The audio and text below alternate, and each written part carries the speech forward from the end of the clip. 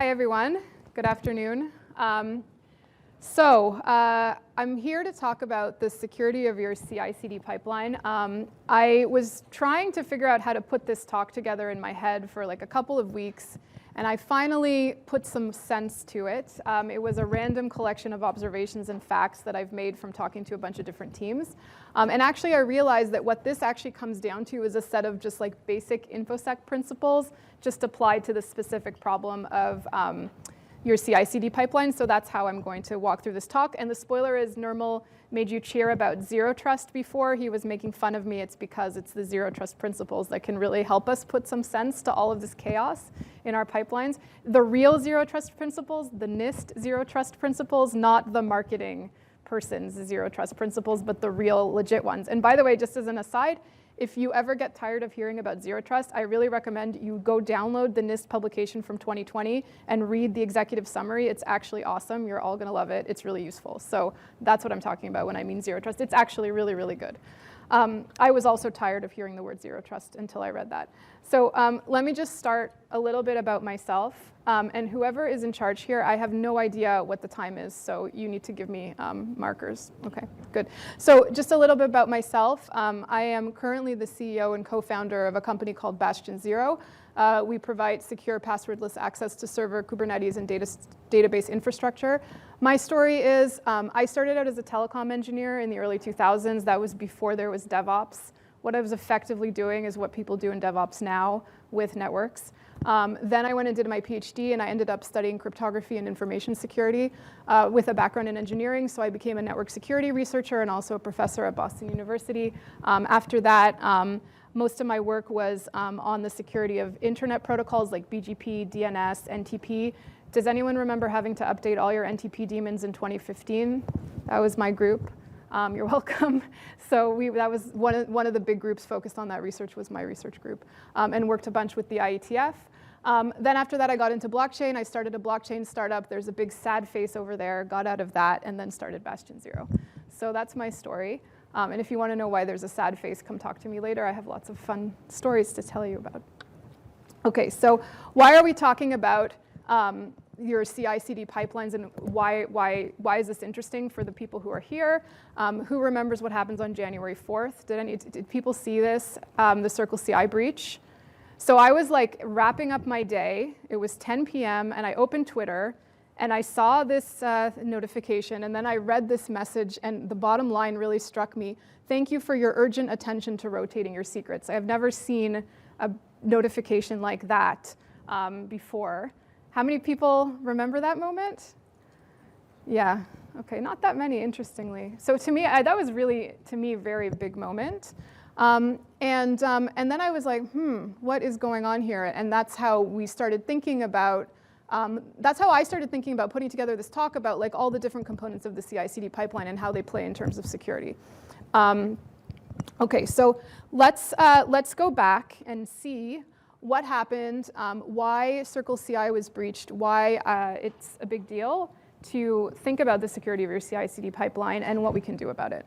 So CI/CD, the D in CD stands for deploy. So if you're going to deploy, you need credentials to production. You need access to production. And so if the pipeline needs access to production, it's a very, very privileged and powerful part of your infrastructure, right? And I don't need to tell you this. But if an adversary can actually get in there, then they can get access to all kinds of things. The list of 7 items that I have here is from Circle CI's blog post, where they talked about all of the different kinds of credentials that you needed to rotate, right, that you would need to rotate as a result of them getting breached. And so, you know, these things can be very powerful. They can be keys to the APIs, things like your AWS APIs, keys to your repos, all sorts of really important keys that you're using to actually push code and update your infrastructure. And so if those get leaked, it's a big problem, right? So what happened on January 4th? We learned that, well, let's just start with how Circle CI works. So Circle CI has lots of different modes that you can operate in. In the hosted mode, there's a SaaS service. You upload your secrets into a vault that SaaS service maintains for you. Whenever you want to do a job, it spins up a runner The runner gets credentials out of the vault that CircleCI is storing for you of your credentials. And then now that runner has the credentials to actually do things in the infrastructure, access servers, access APIs, whatever it needs to do, right? So your credentials are sitting in that green box, the one with the lock on it. And so if an adversary is able to, right, and so if an adversary is actually able to compromise that infrastructure that's holding your keys to your infrastructure, then they have access to your infrastructure, and that's the risk. Okay, so that's why this was a problem, because what happened was their database was breached. Their database was holding the credentials for all their customers. So if your credentials were in there, they were potentially breached, and that's why people were up in the middle of the night rotating secrets, because those secrets were leaked. And so you have to rotate as fast as you can, change the secret as fast as you can so that the window during which you could be breached is minimized, right? And we had teams. Did you, you were doing that? Yeah. Right. So there's two problems, right? One problem is like you could get breached, and the other problem is you had to turn everything off, so you can't build anything for several days, right? So there was a lot of disruption, at least for people dependent on this system, right? So at the very least, even if you don't care about security, which if you're in this room, you should care about security, you're in DevOps, but even if you don't care, you should care about this in terms of productivity. Okay, so where I come from, in the world that I come from, the first thing that we always tell people is to get rid of long-lived credentials, simply because when you have long-lived credentials and they're a breach, then you need to do something about them as fast as possible, and it creates a lot of risk for you. If you look at a lot of the big breaches that happen, they result from long-lived credentials. That's why in the Zero Trust principles, we always talk about getting rid of long-lived credentials. This is a very good practice, but I'm not gonna come here and stand up in front of a bunch of DevOps people and tell them, get rid of all your long-lived credentials tomorrow, because that's not gonna happen. It's not really possible to do that for everything that you have, right?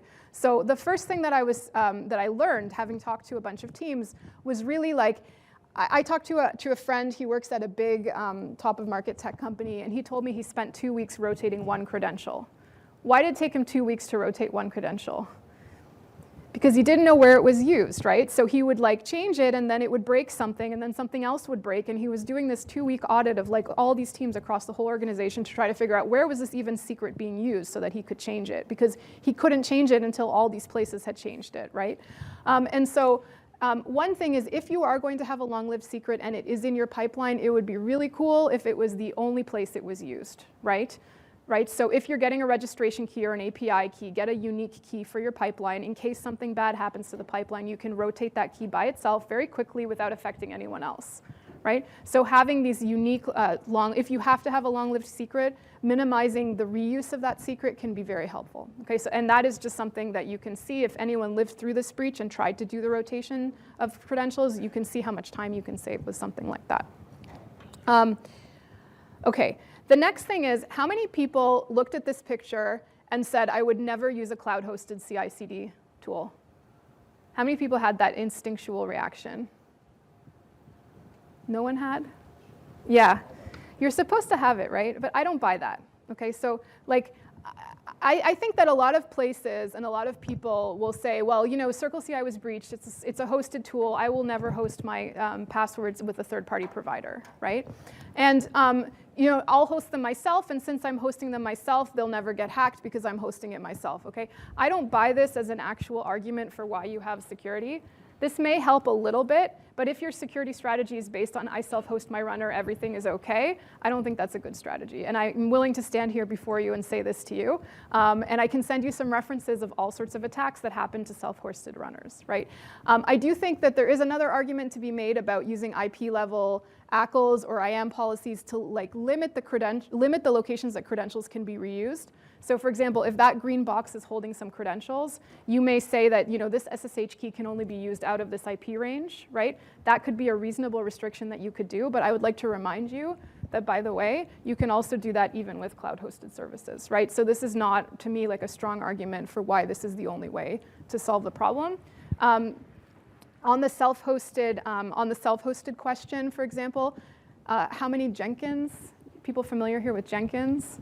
Right, so how many CVEs in Jenkins? If you look at the CVE listing, it's 1,400 CVEs in Jenkins. So if you run Jenkins, you need to maintain Jenkins. It's not a cakewalk to run Jenkins. It requires a lot of patching.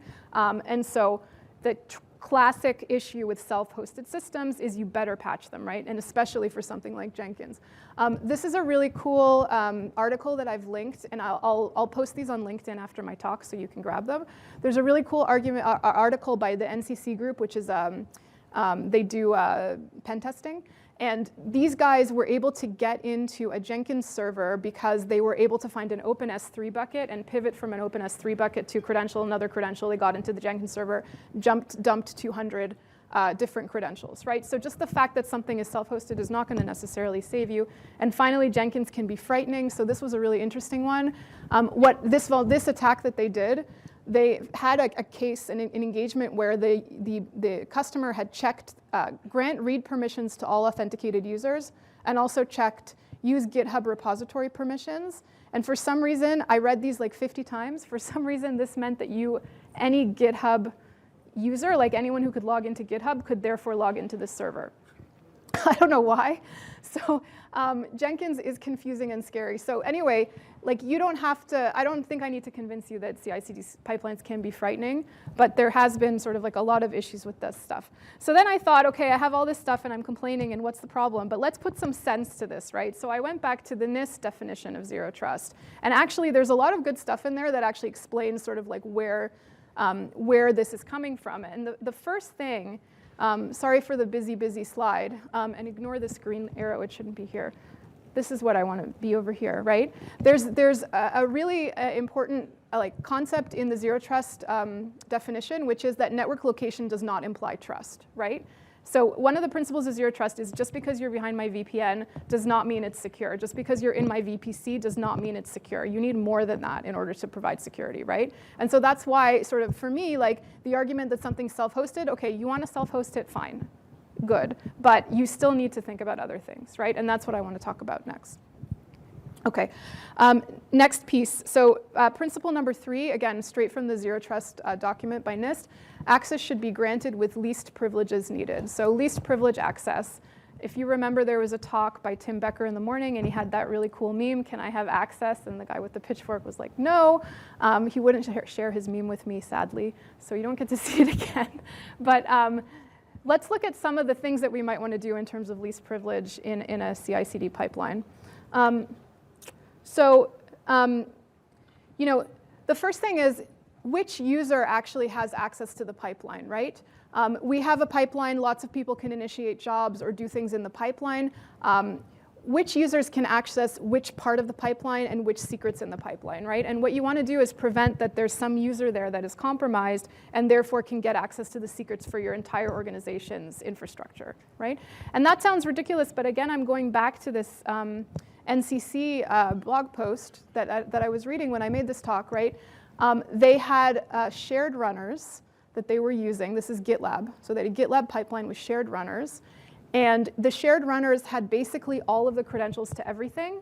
And so the way you would do a pipeline is you would use the shared runner, which had the credentials to all of the things, and then you would do your build, right? So that meant that if I showed up as the intern, who's also a malicious intern, let's say, and I set up a pipeline, I would be able to use any credential that I saw in the shared runners, use them, and access whatever I wanted, right? So there wasn't good scoping of who can use this information when they're creating pipelines. So the first thing to think about when you think about least privilege is really around like, who is it that can touch, sorry, it's this picture, who is it that can touch what part of the pipeline, right? So scope the users to the pipeline, so that you don't have one user that can access everything. You may have users that are malicious. You want to make sure that what they can scope is only limited to what they can touch is only limited to the scope that they should have. Another question about scoping is scoping the pipeline's access to the infrastructure, right? So what do I mean here? There's lots of different ways to set up a pipeline. I don't pretend to be able to go through them all. But what I wanted to kind of walk through was the idea of like using some sort of runner that has access to a service account that therefore grants its access to some parts of the infrastructure, right? So in this example, I've got this orange box here, which is a service account. The kind of things that you can do, for example, is to use policies or RBAC to grant least privilege access to the infrastructure. So you may say, this is a service account for this type of build process or this project, right? This project only has access to this account and it can only do these certain things, but it can't write to the database or it can't spin down servers, it can only spin up servers, whatever is appropriate, right? You can use these kinds of policies to say, making sure that different parts of your pipeline are only touching the right part of the infrastructure. Another thing is there's time-based restrictions that you can use. So using policies to say, maybe we only build at midnight, right? Or in this pipeline, we only build at midnight. So there shouldn't be something that is actually pushing to production any time of day. It only happens at this certain time, and so we can time gate access. Other things that you can do include actually requiring that there was a real code push for the service account to actually touch the infrastructure, right? So in this example, what I'm drawing is effectively the service account, the credentials here, they're actually useless unless there was a real deploy, and only at that point do the credentials actually get turned on and used and being used to access the pipeline. So this is one of the things that we've built into our tool, but you can do this in lots of different ways, depending on depending on the ways that you're interfacing with the infrastructure, right? You can do this directly into AWS, you can do this into a password vault, you can do all sorts of mechanisms that really limit the extent to which a service account can actually touch things in the infrastructure.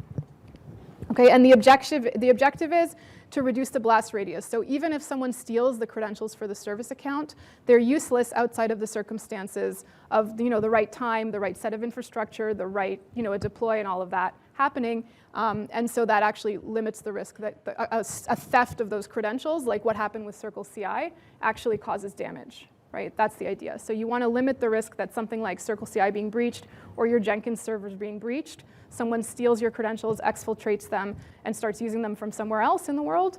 They shouldn't be that useful, right? They don't actually have that much access, or they can't actually do too much. Okay. The last thing is log everything, and I think we all know this, right? When we have jobs, we want to be logging at the pipeline. We also want to be logging at the infrastructure, and we want to collect all of this information because it will allow us to help with compliance and check when things go wrong. And of course, our friends at NIST have included this in the Zero Trust Principles. So number 5, the enterprise monitors and measures the integrity and security posture of all owned and associated assets, right? So the idea of logging as part of the pipeline, as part of like a compliance and security mechanism here is really valuable. Okay.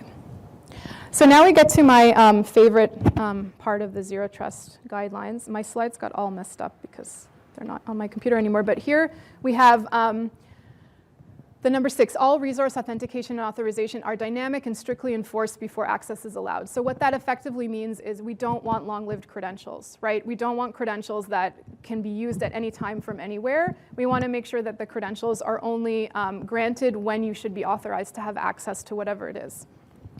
So one of the most popular ways to do this is to use OpenID Connect. Has anyone used OpenID Connect in a pipeline before? Interesting, okay. Do you know how it works? Do you know how the STS API works? Okay, so at least I'll show you how it works today, and it took me a while. So I think that at least the picture is very simple, and it's very nice to see. So at the very least, we're all just gonna see how an OpenID Connect is used with a pipeline. And so this is the setup. We have our pipeline, so that could be your Circle CI hosted Circle CI thing. That could be like an account that you set up that is doing CI for you in your organization that you self-host. I don't really care what this is. It could be whatever it is that has the pipeline inside it. It could be GitHub Actions, anything like that. So you set up an OpenID provider, which in this case is a URL. And my URL is mypipeline.com, but this could be like GitHub, or it could be Circle CI. I don't know what exactly they use as their URL, but they have these URLs. And so then what you do is you go into your AWS account and you configure it to trust that OpenID provider. Okay? So now you're saying, I'm going to trust this OpenID provider to identify machines to me. And so what happens when a runner spins up, it will go to the OpenID provider, it will identify itself, and then it'll get a token called an OpenID Connect token, an OIDC token. So what's happening here is that the OpenID provider has some mechanism to know that this runner is really a runner, right? So if this was Circle CI, then Circle CI knows, okay, this is really a machine that's in Circle CI. It should be authorized to claim that it's part of, Acme Co's organization, and it's going to request a token that's scoped to AcmeCo or scoped to project 52 at AcmeCo or whatever it is, right? So that is what you're assuming that the OpenID provider is smart enough to know how to do for you. So you're trusting the OpenID provider to know that this runner is a real runner. If it knows that, it gives you this OpenID token. And then what it does is you send this token, and I'm focusing on AWS here. There are lots of different ways this would work. But in AWS, what happens is this token goes to the STS API, the Secure Token Swap API. And then what happens is you get the token API will validate that this OpenID Connect token is correct. So what it's doing is it's going back to the OpenID provider and saying, is this a real token? Did you really sign this? Which basically just means they grab the public key from the OpenID provider and they verify the signature on the token. Okay, so that happens, cool. So now we know this is really a token. And then finally, it will say, great, so this is a token. It has a set of scopes. I'm going to send back some temporary credentials, basically an IAM role, temporary IAM role. And now this runner has the credentials that it needs to actually do stuff and can actually like interact with the AWS API or whatever it is and do real things in the infrastructure, okay? So all of this is very time limited in the sense that the OpenID Connect token, the arrow that goes this way, is very short-lived, and then the temp credentials that come back is also short-lived. So you have this very short window where these credentials are granted and you can use them to actually do stuff. And so you'll find OpenID providers all different places in the CI/CD pipeline. You can even actually, I just learned yesterday that you could actually use your EKS cluster as an OpenID provider for the pods, which is a really cool way to like authenticate pods and grant permissions to pods. So there's a lot of really neat things that you can do here. So again, I'll share the slide so you can have this picture for next time you want to try to put an OpenID Connect provider somewhere in your infrastructure. Okay, so why is this helpful, right? Again, let's go back to my title, Limit Long-Lived Credentials. Why is this helpful? Well, your AWS account is trusting your OpenID provider. It's trusting that OpenID provider to actually authenticate the runners, assuming that it knows how to do that and it does that correctly, which is your assumption here. That may not always be true, but assuming that that's true and you didn't get hacked, then you can actually use the OpenID provider to get short-lived credentials to whatever it is that you need to give access to. Okay, so we've actually used this trust relationship with that green thing to allow us to have short-lived tokens that are granted to all sorts of machines, and then we use those in our build pipeline. Okay? And the cool thing is that, remember my first point was if you have a long-lived credential, use it only once so that you don't have to spend 2 weeks trying to figure out how to rotate it, right? Here, you don't have to worry about rotating it because the credential is that green key that the OpenID provider has, and it sits at that URL, and what they'll do is it'll rotate, the provider will rotate it for you. Generally, it rotates every couple weeks. If it gets compromised, it will be rotated immediately, and it's not really your problem because every time you want to validate a token, you just go to that URL and get the new key. So you don't have to rotate anything, so it's very convenient. Okay? All right. How am I doing on time? I think I don't know. I'm going to keep going. So those were my points. Again, like this is all extremely useless if your OpenID tokens grant you access to everything, right? So if I do that exact beautiful thing that I showed you, but then once the token hits the STS API, I get back temporary credentials that have full privilege access to every part of my AWS account, you haven't really improved security here, right? Because you've got way too much privilege on these runners, and so the runners have way too much access, and we don't want that. So we still need to worry about scoping. We still need to worry about minimizing the IAM roles and all of that. But it is a nice way to get rid of the long-lived secrets. Okay, last thing, a completely different threat model is to think about your code provenance. So far we've been talking about the users who get access to the pipeline and run jobs, or we've talked about the actual runners themselves, right? So something like CircleCI getting breached, or your Jenkins server getting breached, or your GitLab's pipeline getting breached. What about the people that are actually pushing code into your repo that's going through the pipeline, right? So there are a couple of tools that I just wanted to bring up. And again, maybe what I'm saying here is obvious, but like just in the context of build pipeline security, it's really helpful to think about making sure that when someone pushes a commit, it's really Bob and not an adversary. And this is not a fake threat model. This is the SolarWinds threat model, right? This is what happened. We know this happens. So one of the ways you can do this is with GitHub signed commits. Another way that you can do this that is really interesting and very new and not super baked is called SigStore. Has anyone heard of SigStore? Yeah, so you can use it with containers now. So Sigstore is really cool because it allows any developer anywhere to sign things, and then any developer anywhere, any pipeline anywhere to validate things. It's not restricted to your specific org. So you can do code signing for open source software. This is just starting to bake. I don't know that it's really practical for most people to use yet, but it's a new tool. But there are signed commits in GitHub. The limitation for the GitHub ones, as far as I understand, is that it's really only useful inside your organization. So if you're pulling code or importing libraries or open source software, like you can't really validate those commits because you don't know their keys, you don't belong to their org, right? The keys are restricted to your org. But this is also helpful, and it's a separate threat model from everything I've been talking about so far. Okay, so I wanted to bring that up too. Okay, so just to wrap up, what can we do to make pipelines safer? If you have to use long-lived credentials, make them one-time use.